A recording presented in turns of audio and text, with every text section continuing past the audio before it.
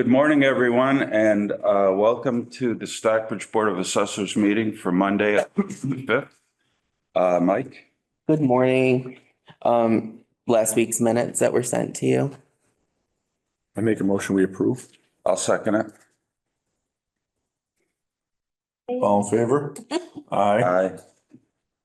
Okay, there's the personal property uncollectible certificate from the double billed account from the last meeting that Tammy typed up that needs to be signed.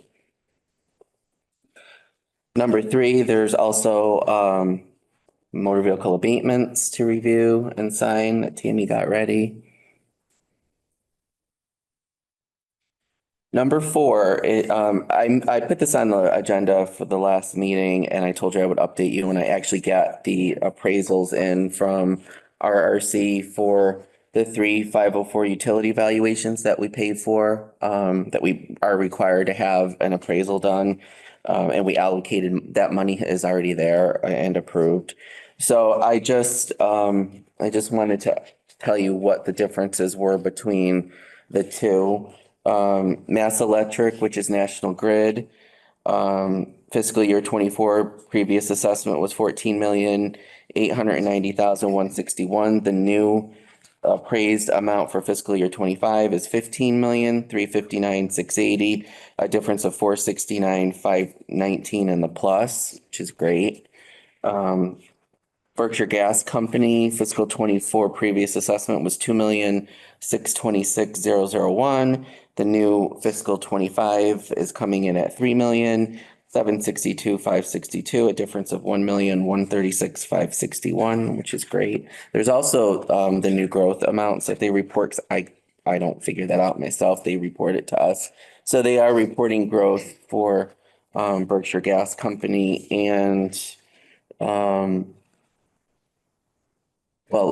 you know what? I'll go through the growth. So is there any reason why Berkshire Gas is up so much? I mean, is it all new growth? Because it's up. No, that's not new growth. That's they actually calculate new growth differently. So new growth is literally only 5,400. New growth on Mass Electric is 454,858. So again, it's not the exact, that one is actually almost identical, but it doesn't have to be that way. I mean, they can still have equipment, you know, that they're valuing different or reporting it different on their appraisal. Because all these numbers right here, these are the ones they're valuing, all these items. The last one that we have, NSTAR, which is Eversource, it used to be Western Mass Electric. That's the smallest one. Fiscal year 24 was 9,973. It's actually 4,921. So it's a minus negative of 5,052, no new growth. I went through it, and again, it's probably because they got rid of some equipment. I mean, this is such a minor one. Why we even get charged for this one is beyond me, but we're required to do it. So I think those are fine, you know, for fiscal year 25. The DOR gets copies of all these. So if they think something's up, you know, or not looking like it was last year, they'll call RRC to go over them. I'm kind of like out of it, you know, I mean, we pay for the appraisals, but I just wanted to make you guys aware that here's the new totals. If they were a significant decrease on the big ones, then I would probably say RRC needs to call us and explain, because I'm going to get questioned by the DOR, like, why is that so low? So I mean, so it's up by a third. Berkshire Gas is up by over 30%. Yep. And that's just because of, and it's not new growth. So Nope. I mean, they're the experts. I don't get involved in the assessment of that. If it were reported by the DOR, they would be explaining those numbers to us, but you know, I mean, I don't know the specifics. I don't know how to value these separately. That's why we hire the experts to do it. And they've always increased. So they must have done some investment in their machinery and equipment in order for it to be that high. And the new growth could mean work in progress. So that's where the DOR comes in. If they see what's called CWIP, construction work in progress, they typically call and say, well, did they give you that number? And I say, I don't know, you'll have to contact RRC, and they work it out. So I'm not alarmed by it because every year Berkshire Gas they've never questioned it. They've never filed an abatement on those valuations, nor has National Grid.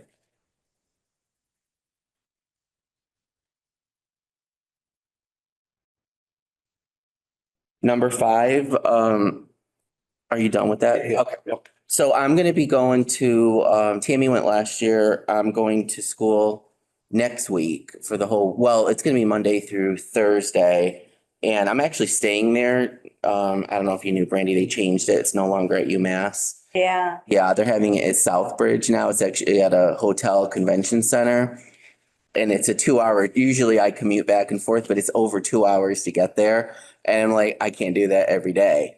And I was only going to take the use PEP course because we either have to take the 7 hour or the 15 hour to keep our credits. The 7 hour is completely free. So I have to take the two, believe me, I don't want to. I have to take the 2 day, 15 hour course as part of the requirements for my designation. And I figured, well, since I'm going to be there for 2 days, I might as well get the rest of my credits in for the entire. So they're giving a total of 25 credits, and I already have enough to get my November. Oh, good. So I'll be good with that. So everything's already in place. My hotel, the appraisal material, you have to actually download all the PDFs for that.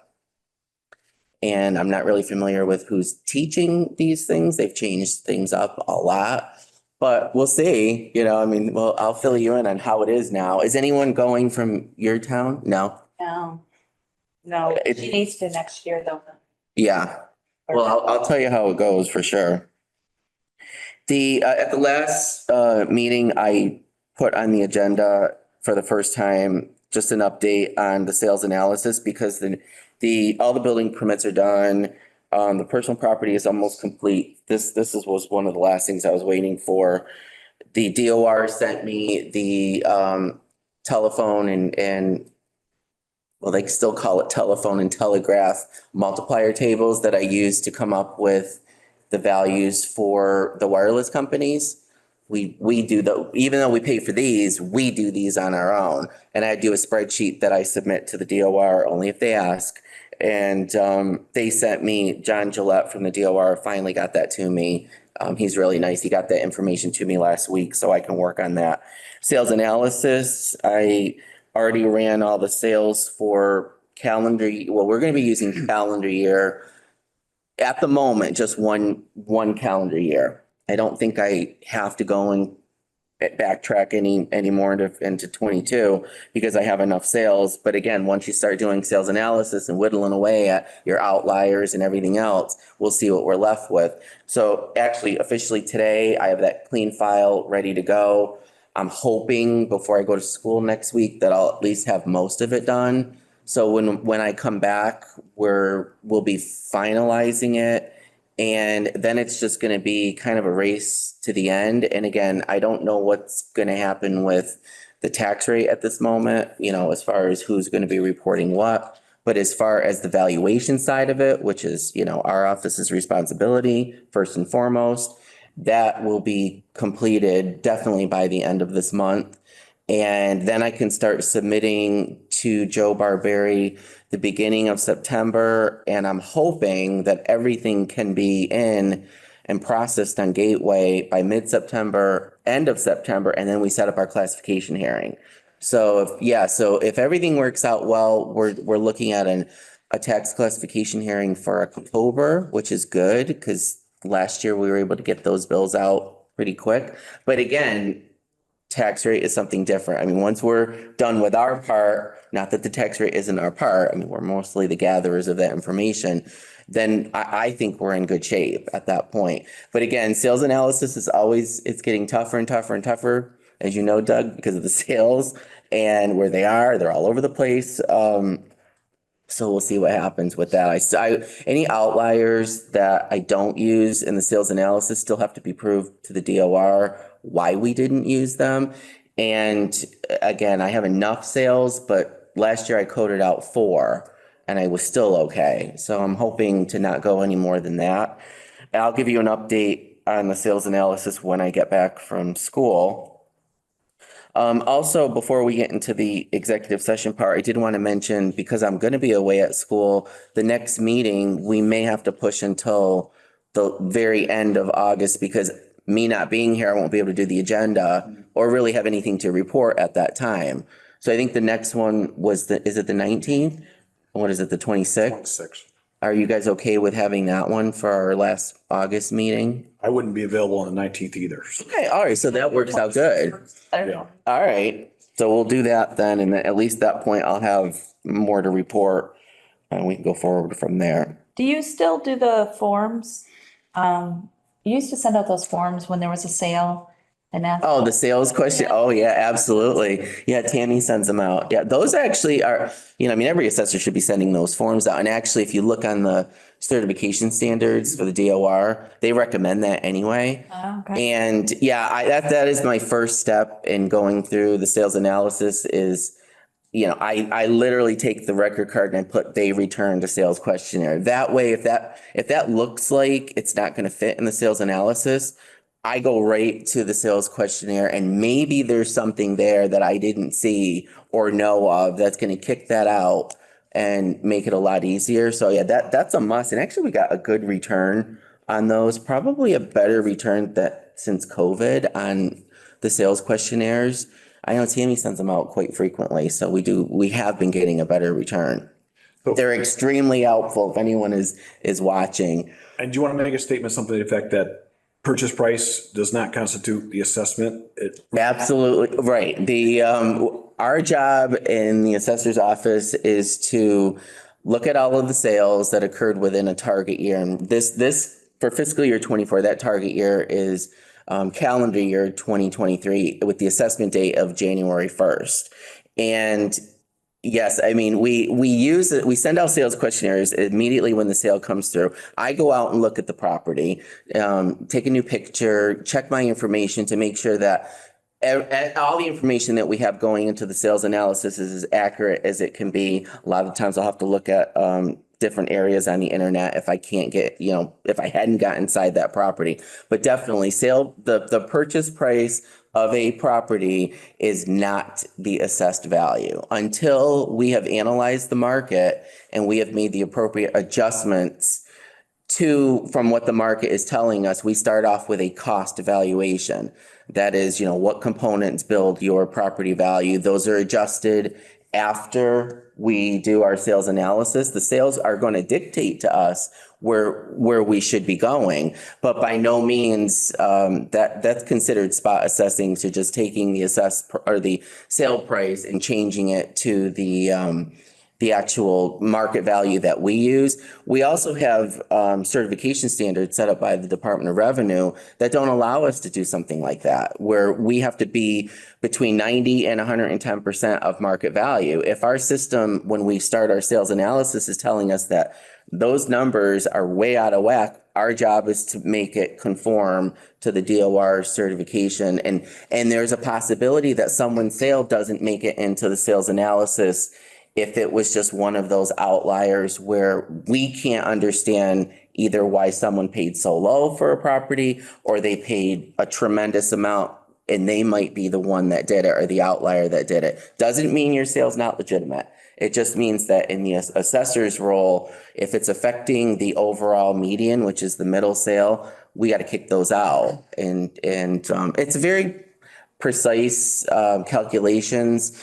At the beginning, when the DOR says, okay, you've got to be within this range, when you report that on Gateway, you even have to watch how you round up, because one little percent and they're going to say, okay, this doesn't work. You have to be within 5 points of your middle sale. So if your middle sale is 98% of market value, and you're now all of a sudden all your categories reporting something that's 5 degrees either below or above, the state's going to say that's not working and do it over again. We're basically doing a reval every year with the sales. The only difference this year until fiscal year 28 is the Department of Revenue is not visiting us to make sure that we're following the certification standards. When we report these things on the DOR, we are following those standards. And I think there's this misconception that communities don't update their values every year. They do a mini reval. It's called an interim year adjustment. You have to do it in order to get your value certified. So, I mean, if anybody has any questions on how that works, I'm here to, answer your questions. Great.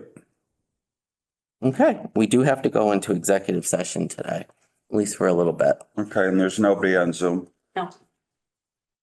Okay, so at this point, I would entertain a motion to close the open session of the assessors meeting and then simultaneously vote to enter into executive session per Massachusetts General Law, Chapter 30A, Section 21A7, to review and discuss 3 ABC forms and extensions for the following exempt properties. And they are Austin Reg Center Incorporated, an extension, Congregation of Marian Fathers, an extension, Kripalu Center for Yoga and Health, an extension, Roman Catholic Bishop of Springfield, and the Berkshire Scenic Railway and Museum Incorporated. And when we're done with this, we will not return to open session. And at that point, our meeting will be complete. And thank you all for attending. So moved. All those in favor? Aye. Aye.